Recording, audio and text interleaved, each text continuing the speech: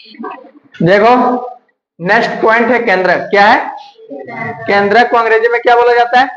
Centroid. क्या बोला जाता है? सेंट्रॉइड को हिंदी में केंद्रक है ना। और केंद्रक का डिफिनेशन क्या है? किसी त्रिभुज की माध्यिकाओं का, किसी त्रिभुज की माध्यिकाओं का प्रतिच्छेद बिंदु केंद्रक कहलाता है। और इसे बड़ा जी से, कैपिटल जी, बड़ा जी को क्या बोला जाता है? कैपिटल जी से व्यक्त किया जाता है। अब ध्यान दो, कोई अगर त्रिभुज है, एक त्रिभुज है, माध्यिका का मतलब क्या बताएं हम? कि ऐसा लाइन जो त्रिभुज को दो बराबर भागों में, जैसे देखो यहां से एक लाइन खींचे, सीधा खींचना बराबर में, तो एक त्रिभुज को दो भागों में बांट दिया, बराबर भागों में बांट दिया। इसका क्षेत्रफल जितना होगा उतना ही क्षेत्रफल। अगर यहां से हम ले तो ये वाला भाग और ये वाला भाग क्या हो जाएगा? बराबर हो। अगर यहां से अगर हम इस तरह करके हम सीधा लेना, इधर वाला भाग और इधर वाला भाग क्या हो जाएगा? बराबर हो जाएगा। तो यही बोले किसी त्रिभुज की माध्यिकाओं का प्रतिच्छेद बिंदु, प्रतिच्छेद कहाँ कर रहा है? सब यहाँ कर रहा है। और यहाँ इसको जी से डिनोट किया जाता है ना। तो यही होता है केंद्रक। अब हम क्या बोले कि मान लो त्रिभुज रख दिए ये बी सी, ए बी, तो यहां से हम खींच रहे हैं ना, तो ये जो लाइन है यहाँ जहां मिला है प्रतिच्छेद कर रहा था, इधर 2 और इधर 1 के अनुपात में डिवाइड हो जाता है। ये रेखा की जो लंबाई हो गया, अब ये यहां से यहाँ कितना हो गया और यहां से यहाँ कितना हो जाएगा?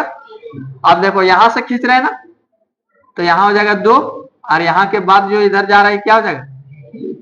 यहाँ देखो, यहाँ कौन यहाँ से लेना, यहाँ से ही जा रहा है, तो यहाँ कितना? 2 और यहाँ के बाद कितना हो जाएगा? तो 2:1 में ये जो रेखा खींच रहे हैं, जो 2 बराबर भागों में बांट रहा है, जब प्रतिच्छेद कर रहा है उसके बाद कितना अनुपात में डिवाइड हो रहा है? 2:। तो यही चीज हम यहाँ किए। और जब देखो अगर ये माध्यिका खींचे हम, तो ये बराबर भागों में बांट देता है। ये भुजा का लंबाई, पीसी का लंबाई अगर 10 है तो यहाँ 5 हो जाएगा, यहाँ अगर टोटल ये कितना होगा? 10, तो इधर 5 इधर, मतलब बराबर भागों में बांट देते। इसी प्रकार ये भुजा ऐसी है तो इसको भी क्या कर देगा? बराबर भागों में। उसी प्रकार ये भी है तो इसको भी बराबर भागों में बांट देगा। यही चीज हम खींचे यहाँ। देखो त्रिभुज एबीसी लिए, एक माध्यिका यहाँ एडी खींचे, एक माध्यिका क्या खींचे? एक माध्यिका बी, एक माध्यिका सी है। तो देखो ये माध्यिका है तो ये बराबर भागों में बटेगा कि नहीं? ये अगर भुजा अगर 20 है तो 10-10 में बढ़ जाएगा, अगर 4 है तो 2-2 में बढ़ जाएगा, बराबर में बढ़ जाएगा। कॉन्सेप्ट है बाप, ये कॉन्सेप्ट नहीं जानेगा तब तक क्वेश्चन नहीं बना पाएगा। और यहाँ से लिए हम एंगल, ये माध्यिका खींचे यहाँ ये डी, तो इधर 2:1 में कितना?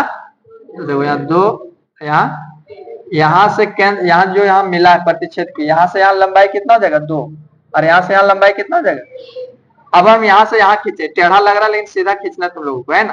तो यहाँ से यहाँ कितना हो जाएगा? 2 और यहाँ से यहाँ कितना हो जाएगा? 1। और ये जो माध्यिका खींचे तो ये भी भुजा को किस बराबर भागों में बांट देता था। इसलिए देखो इधर भी 2 लाइन से दिखाए, इधर मतलब बराबर भागों में बांट दिया। अगर एक माध्यिका खींचे बी, क्या खींचे? तो यहाँ से लिए तो ये यहाँ से यहाँ लंबाई कितना हो जाएगा? 2, यहाँ से यहाँ 2:1 के रेशियो, मतलब 2:1 में। और ये भी भुजा को क्या कर देगा? बराबर भागों में। बात समझा? तो यही है केंद्र। क्या है? समझ में आया? ठीक है, बहुत अच्छी बात।